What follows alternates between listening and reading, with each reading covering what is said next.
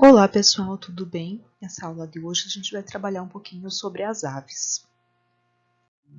As primeiras aves, elas vieram dos dinossauros. As primeiras aves tinham ainda esqueleto da cauda bastante longo, o bico munido de dentes e as penas são escamas modificadas. Tinham ainda penas e garras nas asas.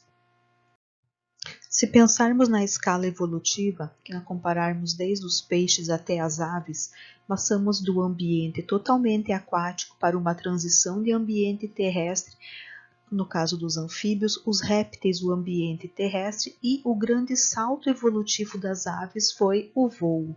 Elas conseguiram conquistar o ambiente aéreo, essa capacidade de voar. Outra característica muito importante, outro avanço, é a questão homeotérmica. Os répteis eram psilotérmicos, ectotérmicos. Já as aves, elas iniciam o grupo homeotérmico e endotérmico. Mas qual a diferença entre homeotérmico e endotérmico? Homeotérmico é a temperatura equilibrada, uma temperatura em que ela não vai ser constante, ela vai ser constante. E endotérmico é porque ela consegue gerar um calor interno suficiente para manter essa temperatura constante do homeotérmico. Então, os dois, trabalham em conjunto com o outro, em que o homeotérmico ele tem essa temperatura constante, justamente porque o endotérmico consegue gerar calor interno suficiente para manter essa temperatura constante. E as demais características nós vamos ver logo à frente. O que fez com que esses animais conseguissem essa adaptação para o voo? Primeiramente, a endotermia. Como ele consegue manter uma temperatura constante, ela consegue gerar calor no interior do seu corpo, e isso faz com que ela fique menos densa. O interior dos seus ossos, ele não tem uma medula óssea amarela, que é uma medula de gordura que nós temos. Essa medula óssea amarela, ela é substituída por ossos oco, ossos pneumáticos, em que no interior dos ossos tem cavidades, e justamente essa cavidade é preenchida por ar quente, justamente devido à endotermia. E por esses ossos serem preenchidos por ar, faz com que esse animal ele torne-se mais leve. Ele sofreu muitas adaptações e até perdeu alguns órgãos nesse processo evolutivo justamente para tornar o seu corpo mais leve. O desenvolvimento de sacos aéreos juntamente com o sistema respiratório que faz com que haja essa troca gasosa com mais facilidade, fazendo com que ele tenha mais ar no interior do seu corpo para diminuir a densidade atmosférica. A ausência de bexiga, então ele não tem um armazenamento de urina. Cada vez que ele produz a urina, por contrações musculares, essa urina já é liberada, e o desenvolvimento de penas, que nós vamos ver que temos 3 tipos de penas que vão possibilitar o voo desses animais. Essa adaptação para o voo ainda, então ele vai ter o quê? Ele vai ter uma estrutura no peito dessas aves que é chamada de carena. A carena é como se fosse uma ponta de lança. Nós, mamíferos, no nosso peito, bem no meio do nosso peito, nós temos um osso chamado externo. As aves, esse osso externo é transformado em uma carena, que é como se fosse uma ponta de lança. Ele é um osso mais comprido e ali está ligada toda a musculatura peitoral, que vai fazer com que haja muita força para o movimentar das asas. E como eu já falei, observa a imagem, os ossos eles são porosos, são ossos pneumáticos, aonde a passagem de ar e o acúmulo de ar quente possibilita uma densidade própria para o voo. A circulação das aves é uma circulação fechada, porque o sangue circula dentro de vasos sanguíneos. O coração é muito semelhante ao nosso, é um coração com 4 cavidades, 2 átrios e 2 ventrículos, aonde não vai misturar o sangue venoso e o sangue arterial. Então, o sangue rico em oxigênio e o sangue rico em gás carbônico não se mistura. Ele vai apenas circular pelo coração através das contrações musculares.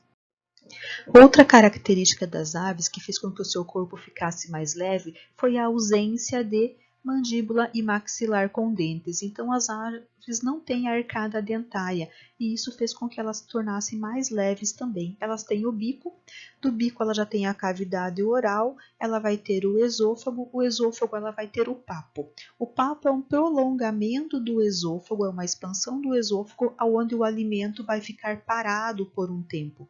Ele vai ficar acontecendo através de enzimas a sua pré-digestão. Do papo, ele já vai seguir para o estômago, que é chamado de proventrículo. Esse proventrículo é um estômago químico, é muito semelhante ao nosso. Então, o estômago químico ele vai ter a presença de ácido clorídrico em que ele vai fazer a quebra do alimento que já foi pré-digerido no papo. Passando pelo proventrículo, ele vai seguir no caminho da moela. A moela é um estômago mecânico, aonde vai terminar a trituração desse alimento e vai seguir em direção ao intestino delgado. Outra característica é que as aves não possuem intestino grosso. Então, veja, ela não vai possuir intestino grosso, mais um órgão que foi tirado, que foi adaptado, que não existe, para que o corpo dela se tornasse mais leve. E no final do intestino delgado já vai ter o reto, que está junto com a cloaca. A cloaca é um órgão em que vai ser eliminado as fezes. A cloaca é um órgão que tem 3 utilidades. Elimina a urina, que por sinal é riquíssima em ácido úrico, que também é uma substância nitrogenada que não precisa de água praticamente para formar a urina. Então, mais um avanço evolutivo. Não elimina a urina em grande quantidade de água. É uma urina totalmente concentrada através de ácido úrico, em que não tem bexiga para ficar armazenada, e é eliminada pela cloaca. Sistema reprodutor, onde vai acontecer a cópula, também é pela cloaca. Então, a cloaca é um órgão 3 em 1, em que ela elimina as fezes, as excretas no composto nitrogenados, o ácido úrico, e órgão de reprodução. Então, aqui tem outra imagem de como seria o esqueleto, né? O esqueleto formado com ossos, tem a coluna vertebral, ossos pneumáticos. Aqui nós temos essa estrutura, que ela é chamada de quilha. A quilha é o prolongamento do osso externo, né? Como nós já tínhamos comentado, e olha como é a ponta dele. A ponta do osso externo, ela é como se fosse uma lança, porque toda a musculatura do tórax do animal se liga para possibilitar o bater das asas, possibilitar o voo. E tem uma estrutura que é como se ela fosse o formato de um V. Essa estrutura nós chamamos de ossinho mole, se você pegar um osso de galinha. Ela é chamada de forquilha. Essa estrutura em aves que não qualquer outro tipo de ave que não seja um frango de granja, esse frango que você compra, ele vai ser ossificado, ele é calcificado, é um osso. No caso do frango de granja que você compra, esse ossinho ainda ele está na parte de cartilagem. Por quê? Porque esses animais eles são criados com hormônios e vendidos muito cedo, ele não entrou na fase de maturação ainda. Então aqui ele está cartilaginoso, no caso do frango de granja. Mas ele também serve, então essa forquilha também serve para sustentar a musculatura corporal. Ele vai fazer com que haja uma sustentação para o voo também. Então, as aves respiram através de pulmões e também auxiliando no processo de respiração tem os sacos aéreos. E juntamente com o sistema respiratório tem um órgão chamado de siringe. Quando o ar percorre a siringe, ela produz uma modulação nos sons, permitindo que as aves vocalizem, como os papagaios que conseguem falar, ou entoem melodia, como os outros pássaros, tudo através da siringe. Quando o ar passa, ele consegue produzir o som. De acordo com a classificação das aves, nós temos 2 grupos, temos as ratitas e as carinatas. As ratitas são aquelas que não possuem a carena, que é o osso do peito, que vai possibilitar o voo. Por exemplo, a ema, o avestruz, o peru, são exemplos de aves que nem tentam voar, eles não têm a capacidade de voo.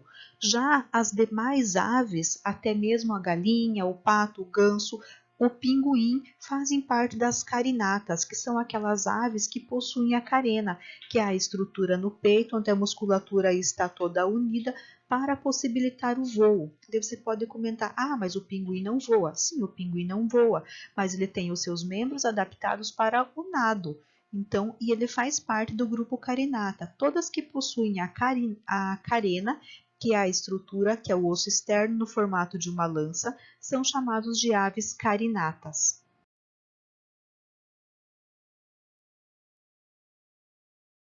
Como característica principal das aves, o corpo é coberto por penas, né? E nós temos três tipos de pena, basicamente. Tem as penas que vão recobrir todo o corpo do animal, a questão da cabeça, o esqueleto axial, o dorso, que estão bastante aerodinâmica para a ave. Essas penas são chamadas de tetrizes. Aí nós temos as penas maiores que vão possibilitar o voo, que são as penas das asas, que vão ser chamadas de remiges. E o terceiro tipo de penas, que são as retrizes, são penas da cauda, que são penas maiores que vão possibilitar o voo também. E ainda tem as plumas. As plumas são penas muito finas que vão recobrir o corpo dos filhotes. São penas também que não permitem com que ele perca calor para o ambiente.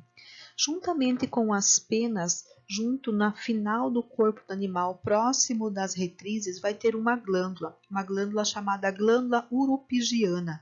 Essa glândula é extremamente importante para as aves, porque ela não permite com que as penas fiquem molhadas, com que as penas fiquem encharcadas. Pode perceber, as aves aquáticas, elas mergulham e elas continuam secas, porque essa glândula ela produz um óleo. E esse óleo impermeabiliza as penas, não permitindo com que o animal fique molhado. Porque se o animal ficar molhado, consequentemente ele vai ter mais peso e isso vai fazer com que ele não consiga voar.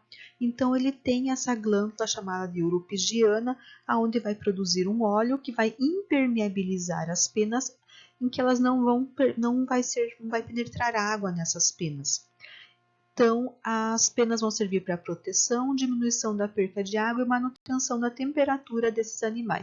Outra característica das aves é que elas colocam ovos. Colocando ovos, esses ovos são formados por uma casca calcária, aonde o embrião vai se desenvolver dentro desse ovo. Esse embrião ele acaba se desenvolvendo, ele vai receber todos os nutrientes que ele precisa, ele se desenvolve através do saco vitelínico e ele consegue os seus nutrientes através do saco vitelínico. E tem a albumina, que é um tipo de proteína que vai nutrir também esse embrião. A reprodução das aves são animais dioicos, são animais em que macho e fêmea, corpos separados. Alguns eles até apresentam um dimorfismo sexual, em que é muito visível quem é o macho e quem é a fêmea. Normalmente o macho ele é mais colorido, mais atrativo para conquistar a fêmea. Eles apresentam uma fecundação interna. Todas as aves são ovíparas, isso quer dizer que ela bota ovos. Várias espécies de aves apresentam um comportamento sexual muito elaborado, relacionado à competição por território e à conquista da fêmea, em que eles vão fazer danças, exibição de plumagens, cantos. Alguns preparam ninhos maravilhosos para conquistar a sua fêmea. E muitas aves, as nativas principalmente, elas são muito fiéis. Ele tem apenas uma companheira por toda a sua vida. Por exemplo, as araras, os papagaios, é uma companheira durante toda a sua vida. Eles são muito fiéis. Então, as aves apresentam um aparelho reprodutor. No caso das aves machos, vão ter os testículos, onde vai ser eliminado o espermatozoide pela cloaca. No caso da fêmea, ela vai ter o ovário, aonde vai ser lançado o óvulo e que vai através da cloaca entra o espermatozoide e vai acontecer a fecundação. O oviduto é onde vai ficar armazenado esse ovo que vai acabar se desenvolvendo e quando ele está pronto ela bota pela cloaca também. Então a cloaca é um órgão por onde vai acontecer o acasalamento, a cópula, e é por onde vai sair o ovo no momento que ele estiver pronto para ser chocado. A fêmea vai ficar chocando esse ovo por um determinado tempo até que nasça o seu filhotinho. O sistema nervoso das aves ele tem o cerebelo muito desenvolvido. Porque o cerebelo é o órgão responsável pelo equilíbrio. Ele vai ter 12 pares de nervos cranianos, tem uma visão colorida, tem audição, orelha externa e média e um olfato muito desenvolvido. E os olhos, assim como se vocês lembrarem lá dos crocodilos, né, do grupo dos crocodilianos, ele também tem uma membrana nictitante, que ela serve para proteção. Veja, ela está voando, pode chover, pode chegar algum inseto, até mesmo o vento, e ela tem essa proteção dos seus olhos, que é através da membrana nictitante. Pessoal, por hoje é só. Eu encontro vocês na nossa aula durante a semana. Eu quero vocês na aula online para que a gente possa continuar conversando sobre as aves.